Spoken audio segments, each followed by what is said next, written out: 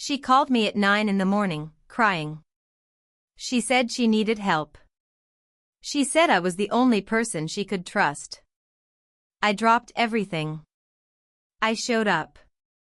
I gave her everything she asked for. And 3 weeks later, at a family dinner I was invited to, she stood up in front of everyone she loved. And made me feel like I was nothing. I smiled through it. I stayed quiet. I drove home alone. And then I made a decision I should have made a long time ago. I was done being the bigger person. Welcome to Haely Stories. This is the place where you will find real and emotional women's stories that will touch your heart, make you feel seen, and remind you that you are never alone in what you are going through. If that is something you need in your life, then like this video, subscribe to the channel, and hit that bell icon so you never miss a single story. Now let me tell you about the woman I bent over backwards for, and the dinner table where she showed me exactly who she was. My name is Sihar and I am 31 years old. Want to start by telling you something about myself that I have been working on changing. I was, the kind of person who always tried to be the bigger person. In every conflict. In every difficult situation. In every moment where someone treated me badly and I had to decide how to respond. I chose grace. I chose silence. I chose to absorb the impact rather than reflect it back. I told myself this was a virtue. That being the bigger person was what mature, emotionally intelligent women did. That keeping the peace was worth the discomfort of staying quiet when staying quiet cost me something.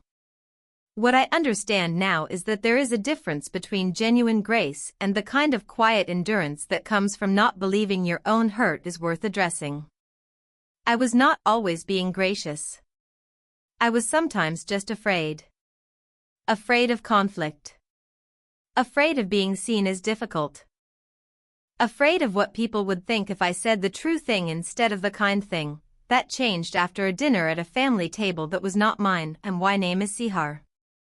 I am 31 years old. And this is the story of the last time I was the bigger person for someone who did not deserve it. My husband's name is Tariq, and his childhood best friend's name is Nadia. Nadia and Tariq have been friends since they were 7 years old. They grew up on the same street, went to the same school, and maintained the kind of friendship that survives distance and time and marriages because it was built when they were young enough to build things that last. I had always respected that friendship. I had always tried to make room for it, not begrudgingly, but genuinely, because I understood what it meant to Tariq and because I believed that the people who matter to your partner are worth taking seriously. Nadia and I were never close. I want to be honest about that. We were friendly. We saw each other at family gatherings and the occasional dinner, and we had perfectly pleasant conversations that neither of us would have described as the beginning of a real friendship. There was nothing hostile between us. Just a comfortable and mutual acknowledgement that we occupied different circles that happened to overlap through Tariq. I had no reason to think badly of Nadia. She was warm in public and attentive to her family, and she clearly loved Tariq in the uncomplicated way of someone who has known a person their entire life. She had, on a few occasions, been kind to me in small ways that I noticed and appreciated. I thought she was fine. I thought she was someone I could trust with a favor if she needed one. I was wrong about that second part. Nadia called me on a Monday morning in March. I remember it was a Monday because I had just gotten to work and I was settling into my desk when my phone rang and her name appeared on the screen. She had never called me directly before. We communicated through Tariq or through group messages around family events. A direct call from Nadia was unusual enough that I answered with a small internal question about what it meant. She was crying. Not performatively. Genuinely. The kind of crying that arrives in the middle of sentences and makes the words come out broken and hard to follow. She said she was in trouble. She said she had made a financial mistake, a significant one, and that she needed help sorting through some paperwork and documentation before a deadline at the end of the week. She said her husband did not fully know the extent of it yet and she was not ready to tell him and she needed someone she could trust to help her think through it before she had to have that conversation. She said, "Sihar, I do not know who else to call. You are good with this kind of thing. Please. I want to tell you honestly what I felt in that moment. I felt needed. I felt trusted. I felt the particular warmth that comes from someone choosing you, not your husband, not a mutual friend, you, as the person they turn to when things are hard." I said, "Of course. Tell me what you need." I spent 3 days helping Nadia.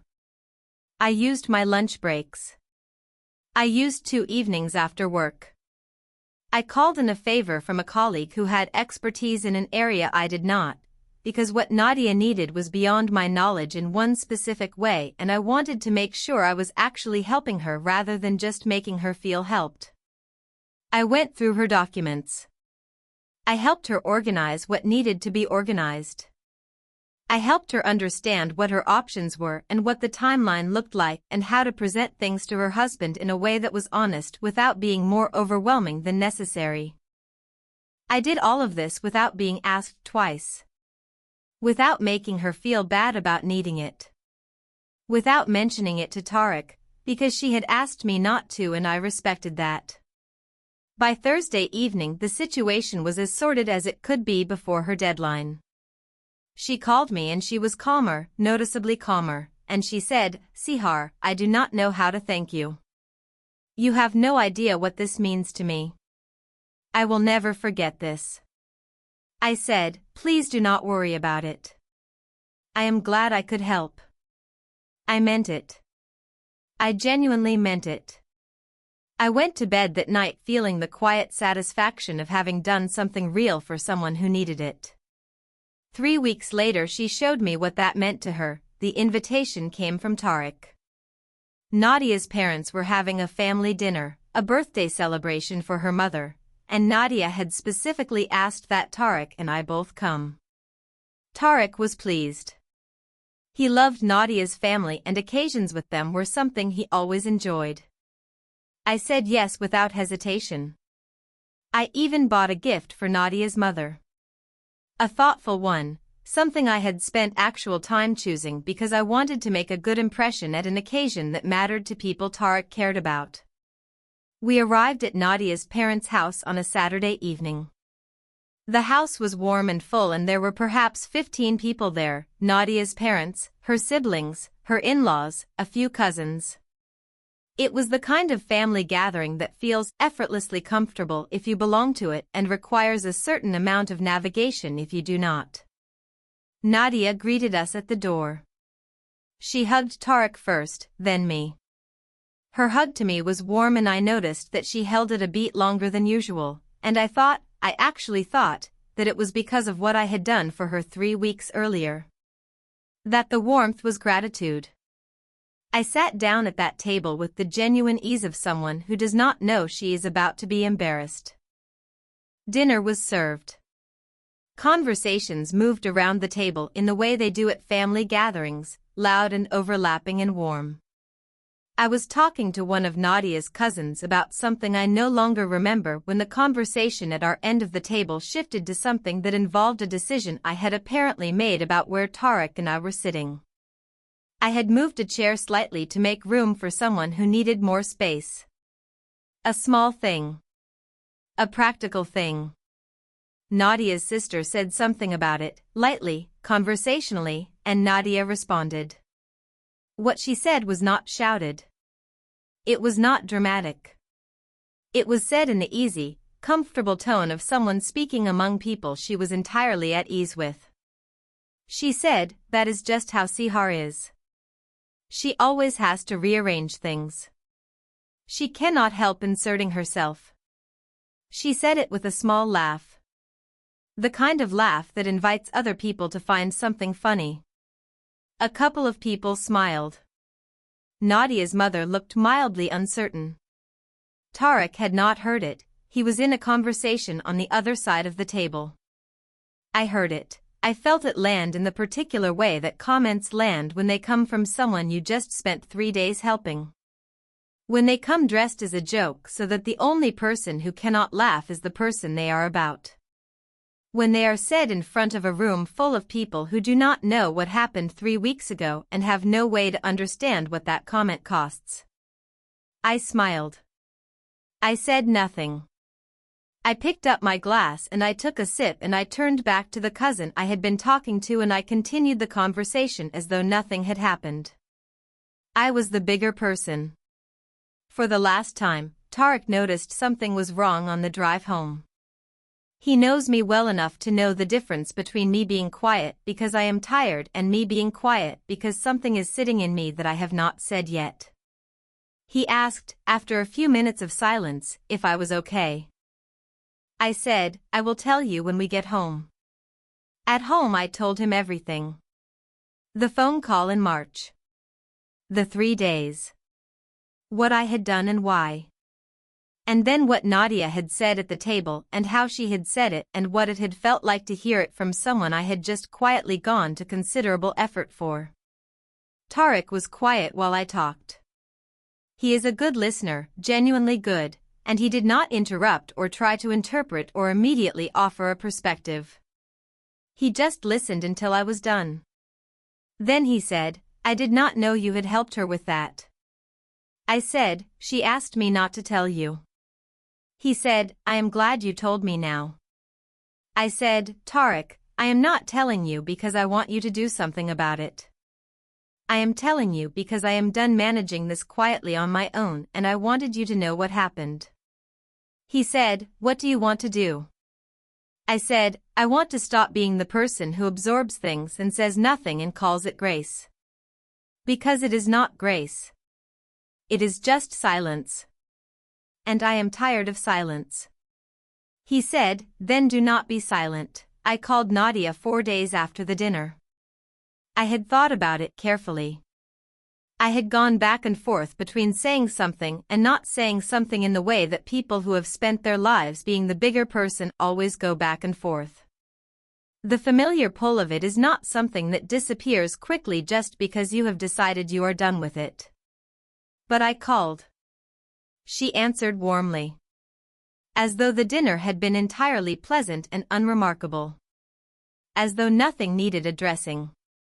I said, Nadia, I want to talk to you about something that happened at your parents' dinner.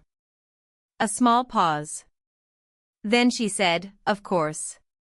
What is it? I told her what she had said. I repeated it back to her, not to wound her, but to be precise. I said, you described me, in front of your family, as someone who cannot help inserting herself. You said it as a joke. But I want you to understand that 3 weeks before that dinner I spent 3 days helping you with something you were frightened of and asked me to keep private. And that comment, said the way it was said in that room, cost me something. Silence. I said, I am not calling to start a conflict. I am calling because I think you should know how it landed. Because I do not think you would want me to sit with that and say nothing, if you understood what came before it. Nadia said, Sihar, I did not mean anything by it. It was just a comment. I did not think you would take it so seriously. I said, I know you did not mean anything by it. But I am telling you that it meant something to me. And I am asking you to hear that. Another silence. Longer this time. Then she said, I hear you. She did not apologize.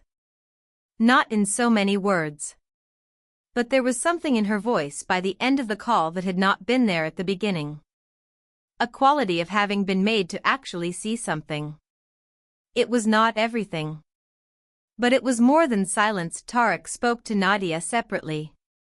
I had not asked him to.